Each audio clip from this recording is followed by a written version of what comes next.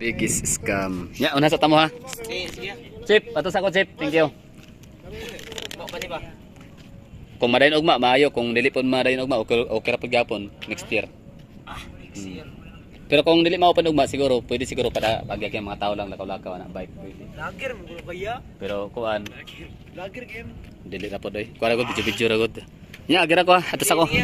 Okay. Ay shout out mga kabatan-unan. Oh. Shout out atong mga nakasara diri ah. Mataga Agro Industrial College Foundation. Shout out si kisa niya ang librarian. Librarian. Oh. Basta among Si ano, shout out kay Ma'am Jelcy, kag shout out kay Ma'am kay Ma'am Mantal. Okay lang sa sir. Hala, wala kaila sa librarian. Di pasadlon sa library. Sige, mga batang ano pala to, mga future mga ano seaman. Future seaman. Ha? Gala the Explorer YouTube. Gala the Explorer. So yun o, ganda ng ano, Davao City Coastal Road and of course Davao City as a whole. Yan. Ang ganda pati ng view dito. Kasi kita natin yung sa naked eye, kita natin itong CM recto na mga high-rise building, yan o. Pero dahil ngayong camera natin outdated, antiquated, nagda-downgrade tayo no from Samsung na maganda sana ang kanyang quality kapag gabi, pero dahil nga sa Xiaomi paggabi hindi siya malinaw, pero okay lang no, pagkakasyahan na muna natin to dito habang lingkod ay hindi pa nakahanap talaga ng tamang gadget unit or model ng cellphone. Ano kaya ang ma-recommend niyo dyan sa akin na cellphone pwedeng gamitin pang vlog, except lang sa iPhone? Ano siya, hindi ko siya talaga naisip no na magkaroon ako nun. So okay na ako sa Samsung, Xiaomi, ang dalawa lang, Samsung, Xiaomi. So paki-comment dyan no, magandang pang vlogging. Anyway, so ito yun no, Davao City.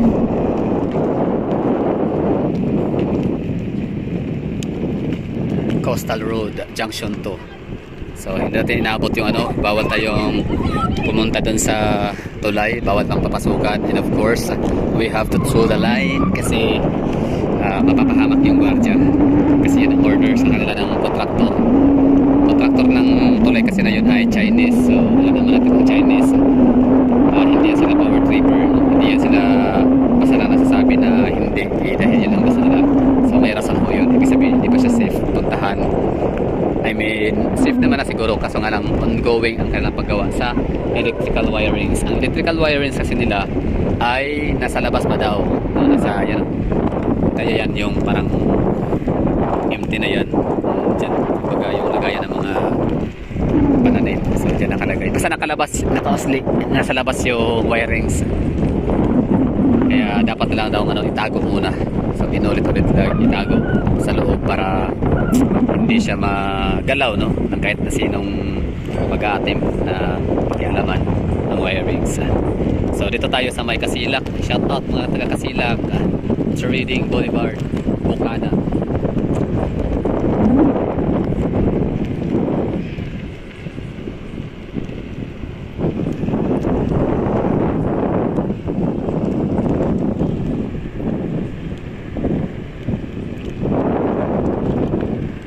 So ito na lugar dito is ganun pa rin no, seawall. Yan, ito yung sikat na seawall dito sa Davao.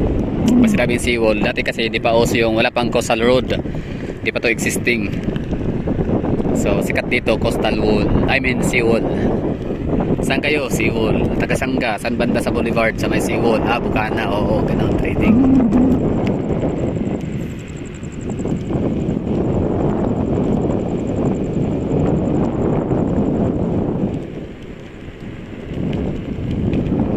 Walang ano to ha, walang cut, walang stop ng or walang pause nung ano natin pag-vlog, pag-video. So nagsimula tayo doon, 4 minutes na ang nakalipas. Ang takbo natin ganoon din, 16, 17, yan ang ano natin, speed limit. I mean yung ating sinet natin sa ganyan lang na takbo, parang lakad lang. So ibig sabihin pag magbibisikleta kayo nito, ganito kalakas, kabilis, So, aabot kayo ng mga ilang minuto, no? 5 minutes as of this moment.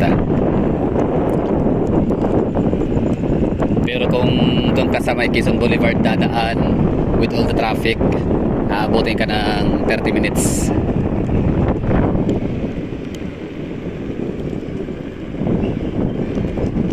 Ang ano naman talaga natin, Coastal Road ay gawa naman talaga sa asfalto. Pero yun talaga yung abang na yun. Okay lang yun kahit asfalto lang. Yun, doon sa may Rojas segment. Basta kay maganda. Gaya nito. Diba? Oh, maganda naman oh, kapag kagawa, diba? Oh, solid naman. Solid yung, ibig sabihin solid. Oh, pulido. Hamloy, smooth. Eh, doon kasi, wala, may ano pa. Basta pangit, walang ka-view. Siyempre, meron tayong mga turista, meron tayong mga bisita coming from different regions. Siyempre, knowing na Davao City magandang lugar. Lalo na ang Coastal Road. World class yung yung ganda. Pero pagdating doon bubungat sa Rojas segment, eh, wala palang pangit pala, no? Sabi nga ni Steel Skull na mula sa napakaganda, iconic, napaka perfect view na Bukana Bridge magta-transition into nakakasuka na coastal road, I mean na asphalt road sa Rojas segment. Tama nga naman talaga. Kaya sa akin okay lang siguro na March na lang bubuksan next year or February, pwede rin, or January, no? Okay lang kasi kaya naman sa ganitong madaliin na dahil okay na nga yung right of way dito, wala nang issue. Tanggap na siguro nung may-ari ng bahay dyan kung yun man ang issue, na ayaw niyang ipagbili ang bahay niya, ayaw niyang ipawalay or ayaw niyang ibinta or ipagbili sa DPWH kasi yun, ancestral house, bahay na kanilang inalakhan, bahay kung saan sila sinilang at napamahal na paibig. So kaso nga lang kailangan tanggapin na hindi na talaga ganun, may changes talaga. Everything happens for a reason. Everything's changed.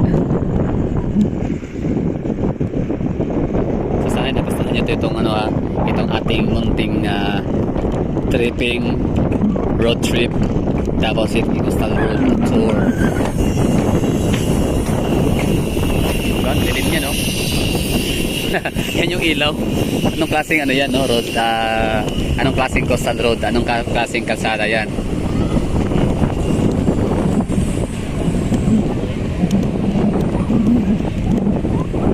Yan na yung ating experience.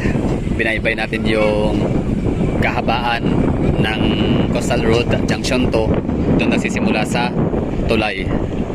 So nasa 8 minutes mahigit hanggang dito sa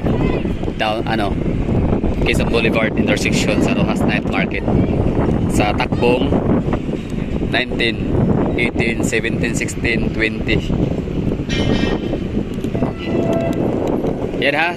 So nasa 9 minutes, 8 minutes. So ibig sabihin kapag tumakbo kayong 60 kph, nasa 1 minuto lang mahigit or dalawa. Nasa mga 2 minutes lang yung Open. open sa mga taga rito. So yun ha. Okay na tayo. Thank you for watching. Minutes long. Umabot ng 9 minutes ang biyahe natin sa takbong 15 km per hour. So sa may sasakyan, mabilis ang takbo, so sundin nyo ang 50 km per hour as advice, or yun yung talagang nakalagay doon na dapat na itakbo. So baka nasa mga 2 to 3 minutes lang talaga yan, ang bilis ganun. So that's all. Thank you for watching. Bye bye and ingat kayong lahat dyan. See you tomorrow ulit, no? At magbablog ulit tayo or ngayong konti, vlog pa tayo. Gusto nyo? Sige, vlog pa tayo. Walang walang hinto, walang kasawa-sawa.